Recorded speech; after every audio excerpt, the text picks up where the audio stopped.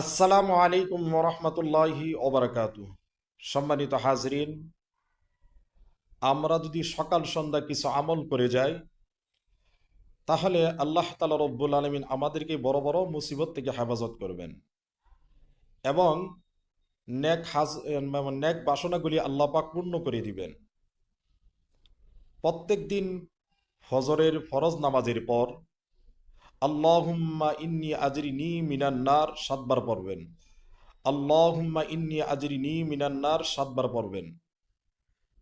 এরপরে ৩ বার পড়বেন বিসমিল্লাহিল্লাযী লা ইয়াদুররু মা ইসমিহি শাইউন ফিল আরদি ওয়ালা ফিস সামাই ওয়া হুয়াস সামিউন আলিম।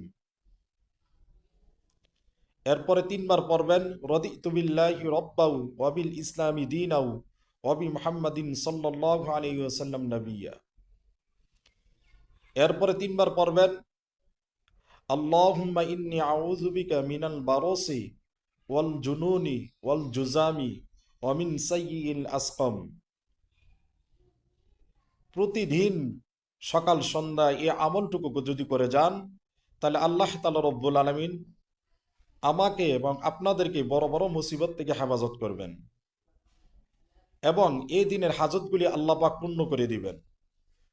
এবং সকালবেলা সূরা ইয়াসিন তেলাওয়াত করবেন। কোন লোক যদি সকালবেলা ইয়াসিন সূরা তেলাওয়াত করে, আল্লাহ তাআলা রব্বুল আলামিন এই দিনের হাজতগুলিকে আল্লাহ পাক মিটিয়ে দিবেন।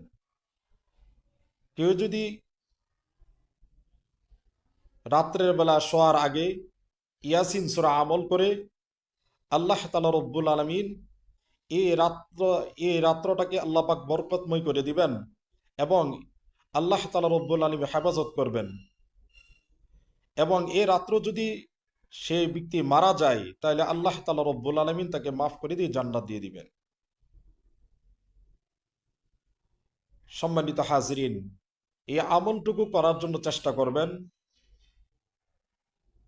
আর প্রতিদিন মাগরিব নামাজের পর সূরা ওয়াকিয়া তেলাওয়াত করবেন এবং সূরা আর রহমান তেলাওয়াত করবেন।